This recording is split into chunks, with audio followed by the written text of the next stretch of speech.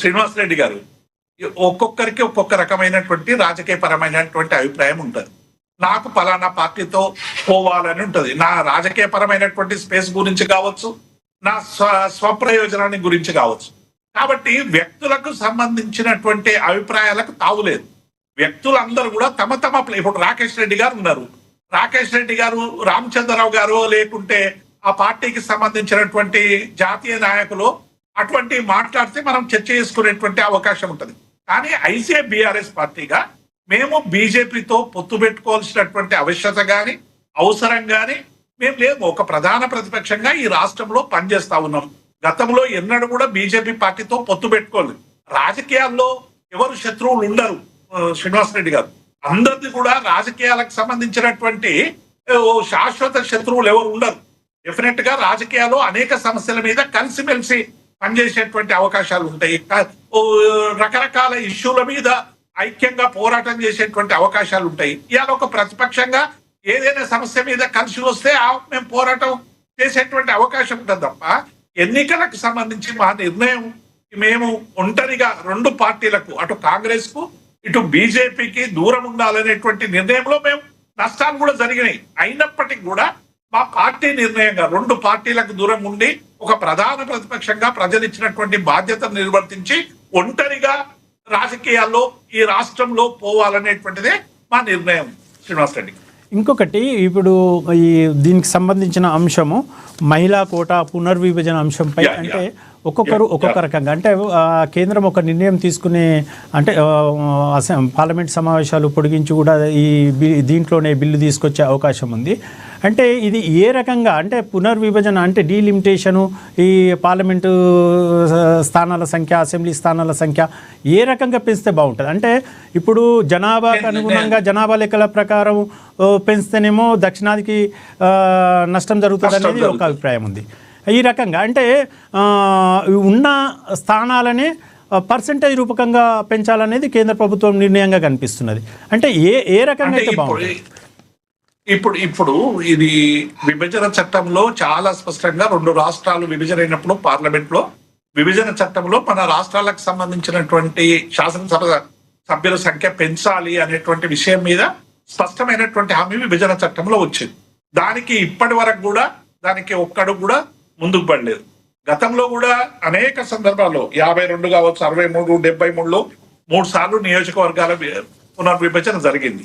అట్లాగే 2002 నుండి అప్పుడు సీట్లు కొంచెం ఏదో అప్పటి నుంచి పెరగలేదు. అంటే 76 తర్వాత 56 సంవత్సరాలుగా ఈ సీట్ల విషయంలో ఎందుకంటే అప్పుడు దేశవ్యాప్తంగా కూడా జనాభా నియంత్రణ చేయాలని చెప్పి అప్పుడు కాంగ్రెస్ పార్టీ నిర్ణయం తీసుకొని బలవంతంగా అనేక మందిని స్వతహాగా చేసుకున్నటువంటి వాళ్ళ సంఖ్య ఉన్నప్పటికీ కూడా ప్రభుత్వం ఎన్ఫోర్స్ పెట్టి మరి ఈ కుటుంబ నియంత్రణ చేపించి రాష్ట్రాలని డిసిప్లిన్ గా ఉండాలని ఆదేశించినటువంటి నేపథ్యంలో అనేక రాష్ట్రాలు, ముఖ్యంగా సౌత్ లో ఉన్నటువంటి రాష్ట్రాలన్నీ కూడా కేంద్ర ప్రభుత్వానికి సంబంధించినటువంటి ఆదేశాలను పాటించి వాళ్ళ సూచనలు అనుసరించి కుటుంబ నియంత్రణ అనేటువంటి పద్ధతిని పెట్టుకొని ఇక్కడ అనేక చేసినాం.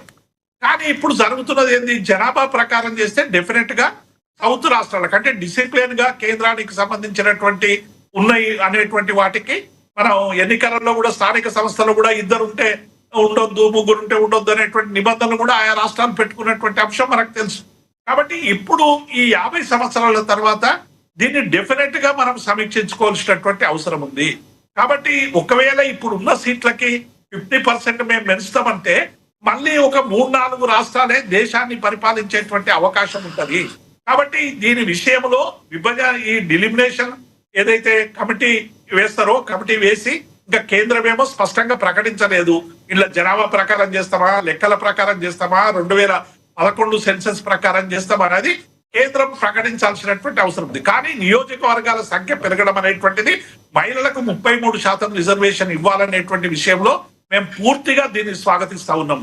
శ్రీనివాస్ రెడ్డి గారు, ఇంకొకటి కేసీఆర్ మాకు శత్రువు కాదు, కేవలం రాజకీయ ప్రత్యర్థి అని ముఖ్యమంత్రి రేవంత్ రెడ్డి నిన్న ఒక ప్రైవేట్ ఛానల్కు ఇచ్చిన సందర్భంలో మాట్లాడారు. మీరు మాత్రం అంటే మిగతా కాంగ్రెస్ వాళ్ళనేది ఏంటంటే రేవంత్ రెడ్డిని శత్రువుగా చూస్తున్నది బీఆర్ఎస్ పార్టీ.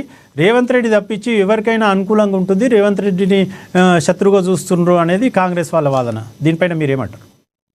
శ్రీనివాస్ రెడ్డి గారు తప్పుడు ఆరోపణ. మేము రేవంత్ రెడ్డి గారిని ఒక గౌరవ ముఖ్యమంత్రిగానే చూస్తాం.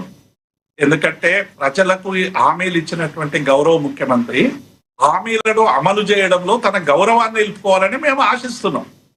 ఎందుకంటే 100 రోజుల్లో చేస్తామని తనే హామీ ఇచ్చి 100 రోజుల్లో చేయలేదు. దేవుళ్ళ మీద ఒట్టు పెట్టుకున్నాడు. ఒట్టు పెట్టుకున్నందుకు మీకు తెలుసు.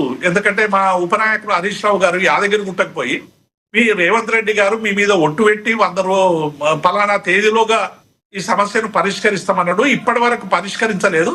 మీరు ఆయనకు ఇయ్యడానికి బుద్ధి ప్రసాదించడానికి మొక్కుతే కేసులు పెట్టినటువంటి విషయం మీకు తెలుసు. ఎవరిని శత్రుత్వంగా చూస్తున్నారో మనకు అర్థమైతా ఉంది. సోషల్ మీడియాలో చిన్న చిన్న పోస్టింగ్లు పెట్టినందుకు ఇవాళ అనేక మందిని అరెస్ట్ చేస్తున్నటువంటి సందర్భాన్ని మనం చూస్తా ఉన్నాం. తర్వాత మా రాజకీయ వ్యక్తిత్వ హరణాలు ఎట్లా జరుగుతున్నాయో రాష్ట్రంలో చూస్తున్నాం. శాసనసభలో ముఖ్యమంత్రి గారు కానీ బయట వేదికల మీద కానీ కేసీఆర్ గారిని పట్ల ఆయన ఎట్లా దూషించడం మనం అందరం చూసినాం. మా స్టేచర్ నుంచి మార్చురీకి పోవాలనేటువంటి పదం వాడడం కానీ, తొండలు లాగులలో తొండలు ఇడుస్తామనేటువంటి పద్ధతి కానీ, మెడల్లో పేగులేసుకొని తిరుగుతామనేటువంటి పద్ధతి కానీ, అంటే ఇవన్నీ కూడా రేవంత్ రెడ్డే ఇతర రాజకీయ పార్టీల మీద శత్రుత్వంగా వ్యవహరించేటువంటి ప్రయత్నం చేస్తున్నాడు తప్ప ప్రతిపక్షాలు ఎన్నడూ ఒకరి శత్రుత్వంగా భావించేటువంటి ప్రయత్నం ఏం చేయలేదు. ప్రజలకు మీరు ఇస్తున్నటువంటి హామీలను అమలు చేయమని అడుగుతున్నాం. ప్రజల కష్టాలను దూరం చేయమని అడుగుతున్నాం. హైదరాబాద్ లో విధ్వంసం జరుగుతున్నది, దీన్ని సరిచేయాలని చెప్తా ఉన్నాం. మూసీ సుందరీకరణ మీద పేద ప్రజలకు సంబంధించినటువంటి విషయాల మీద మీరు జాగ్రత్తగా ఉండాలి, అలర్ట్ గా ఉండాలి, విధ్వంసం లేకుండా వికాసం చేసేటువంటి ప్రయత్నం చేయాలని చెప్తున్నాం. రిటైర్ ఉద్యోగులు 80 మంది చనిపోతున్నారు, వాళ్ళ బకాయిలు చెల్లించాలని అడుగుతున్నాం. 2 లక్షల నిరుద్యోగ యువకులకు మీరు ఉద్యోగాలు ఇస్తామని చెప్పారు. ఇప్పటి వరకు 2 లక్షల ఉద్యోగాలు ఇవ్వలేదు. ఇవ్వండి అని అడుగుతా ఉన్నాం. రుణమాఫీ పూర్తి కాలేదు, ఇవ్వాలని చెప్తా ఉన్నాం. రైతు బంధు 3 సార్లు ఎగ్గొట్టిర్రు, ఇది సరైనది కాదు. రైతులకు మీరు రైతు బంధు ఎప్పటిలాగే మీరు ఇస్తామని చెప్పినటువంటి ప్రకారం 15,000 ఇవ్వాలని అడుగుతా ఉన్నాం. ఇవన్నీ కూడా శత్రుత్వం ఎట్లయితుంది శ్రీనివాసరెడ్డి గారు? శత్రుత్వం ఉండాల్సినటువంటి అవసరం లేదు, అవసరం కూడా లేదు. రేవంత్ రెడ్డి గారు ఒక ప్రభుత్వం